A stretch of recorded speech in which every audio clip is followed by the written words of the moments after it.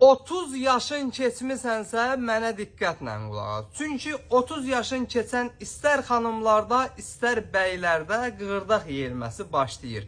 İlk öncə siz bunu hiss etməyə bilərsiniz, amma yavaş-yavaş görürsünüz ki, dizinizdə, belinizdə, biləyinizdə, topuğunuzda, bir sözlə oynaqlarınızda xırda ağrılar başlayır. Bir müddətdən sonra ağrının şiddəti artır və ən sonda isə həkimlər bunu əməliyyat eləmək məcburiyyətində qalırlar. Məsələ bundadır ki, 30 yaşından sonra bu xəstəliyin yaranmaması üçün, osteoartrozun yaranmaması üçün profilaktik tədbirlər görmək mümkündür. İndi sizə bu həm profilaktik tədbirlər, həm də ki, osteoartrozun müalicəsində istifadə olunan bir məhsul haqqında danışsam, ekrandakı ürəyi qızardın zəhmət olmasa.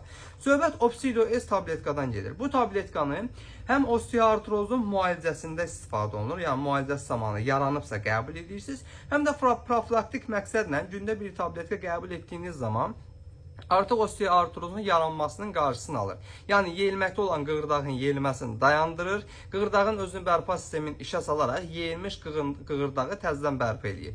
Ölkənin bütün apteklərində var. Olmasa belə əczaçılarımızdan xahiş edin, zakaz verib gətirsinlər. Bir əczaçı kimi 30 yaşını keçən hər bir insana xondroprotektorların, xüsusən də Obsidio S tabletkanın qəbulunu tövsiyə edirəm. Bu cür faydalı videoların davamı üçün profilin üzərində pil işarəsi qoymuşam. Ona toxunun ki, hər zaman sağlamlığınızın qeydinə qalın. Əczaçınız bal oğlanla sağlam qalasınız.